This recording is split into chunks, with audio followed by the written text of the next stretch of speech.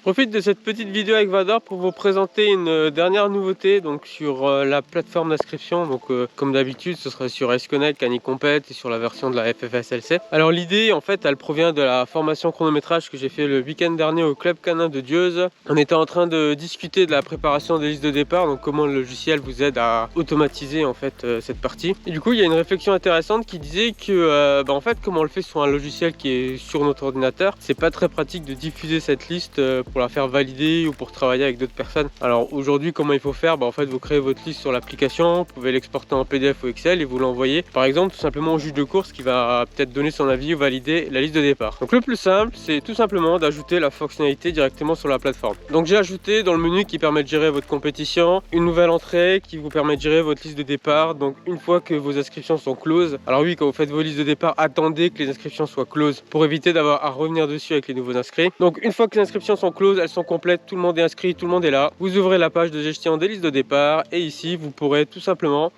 en quelques clics générer vos horaires de départ, les numéros de dossard, les numéros de puce électronique si vous en utilisez, sinon vous pouvez l'ignorer. Donc vous retrouvez quoi? Le nom, prénom de vos concurrents, leur catégorie si c'est des hommes, des femmes, suivant la couleur bleu ou rose. Vous retrouvez l'horaire de départ, donc qui pour l'instant il y a vide, le numéro de dossard à vide, le numéro de puce à vide. Et en plus, si vous faites du canicross, de l'attelage ou autre, vous retrouverez dans la colonne suivante le nom du chien et la race. Parce que quand on a plusieurs chiens, parfois on a un très bon chien avec lequel en fait on devrait partir premier pour pas être dérangé, surtout en vélo. Et alors parfois on a le vieux chien avec lequel on peut partir derrière et du coup ça passe très bien. Donc le nom du chien peut être important pour gérer les listes de départ. Donc comment on fait? Alors pour l'instant tout est vide, c'est normal, on vient d'ouvrir la page. En haut vous retrouverez la liste de vos épreuves. Si vous avez des épreuves sur plusieurs jours, alors vous n'êtes pas forcé d'initialiser tous les départs, c'est-à-dire que souvent les départs du dimanche dépendent de l'arrivée du samedi. Dans ce cas-là, vous ne pouvez pas encore les initialiser, donc ne vous en préoccupez pas. Vous ouvrez donc votre épreuve, ici je vais faire le canicross. Vous cliquez sur le bouton initialiser, vous aurez ici toutes les fonctionnalités pour initialiser toute votre liste de départ. Donc vous allez pouvoir choisir l'horaire de départ, le type de vague, est-ce que j'ai qu'une seule vague, est-ce que j'ai plusieurs vagues,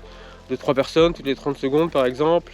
Est-ce que je veux alterner les hommes et les femmes? Donc nous on va vouloir initialiser les numéros de dossard. Donc on va dire que le premier numéro de dossard ça va être le dossard numéro 5. Et ensuite le logiciel automatiquement il va faire 5, 6, 7, 8, 9, 10 dans l'ordre des départs. Encore une fois, si vous n'utilisez pas de puce électronique, c'est pas nécessaire. Sinon, vous pouvez les initialiser comme pour les numéros de dossard. Ensuite, vous cliquez sur exécuter et voilà, on a initialisé tout le départ de notre canicross. Donc on retrouve les horaires de départ, les numéros de dossard et les numéros de puce. Maintenant, ce qui peut être intéressant, c'est d'inverser deux lignes. Pourquoi? Parce que notre premier départ, là, notre premier concurrent, voilà, c'est pas le meilleur, donc on veut pas qu'il soit premier. On va prendre un autre concurrent. On va sélectionner nos deux lignes en cliquant sur CTRL sur Windows et sur commande sur Mac. Une fois que vous avez deux lignes sélectionnées, donc vous pouvez voir ce bouton qui apparaît là qui vous permet d'inverser les deux lignes. Donc vous cliquez et voilà, vos deux lignes ont été inversées. Horaire de départ, numéro de puce et numéro de dossard compris, ce qui va vous permettre de garder toujours cette logique dans l'ordre des numéros de dossard par rapport à l'ordre de départ. Et on a ainsi pu facilement sélectionner les concurrents qu'on veut mettre en premier. Une fois que vous avez fini ça, alors là où ça devient intéressant, c'est pour le partage. Donc déjà, toutes les personnes qui sont responsables de la compétition peuvent y accéder comme on vient de le faire nous-mêmes. Mais en plus, vous pouvez partager un lien avec d'autres utilisateurs. Donc vous cliquez ici. Là, vous voyez, on obtient un lien avec un code spécial. Vous cliquez dessus, ça le copie. Et vous pouvez ensuite en fait, envoyer ce lien à qui vous voulez. Donc ça peut être des personnes de votre club. Ou ça peut être le juge de course. Donc le juge de course, vous lui envoyez ce lien, il va pouvoir cliquer dessus, il va ouvrir cette liste de départ, il va pouvoir apporter des modifications directement lui-même s'il le souhaite, ou alors vous dire ce qu'il aimerait changer, et ainsi vous allez pouvoir travailler en équipe. La dernière étape, c'est de télécharger cette liste de départ. Alors ici, deux possibilités. Soit vous téléchargez un fichier Excel, donc vous retrouverez dans ce fichier un onglet pour chacune de vos épreuves, soit en fait vous téléchargez directement le fichier Race Connect Timing, donc qui est l'application de chronométrage. Donc vous téléchargez ce fichier comme vous faites d'habitude. La seule différence, c'est que maintenant, en plus, vous aurez les horaires de départ et les numéros de dossard, etc.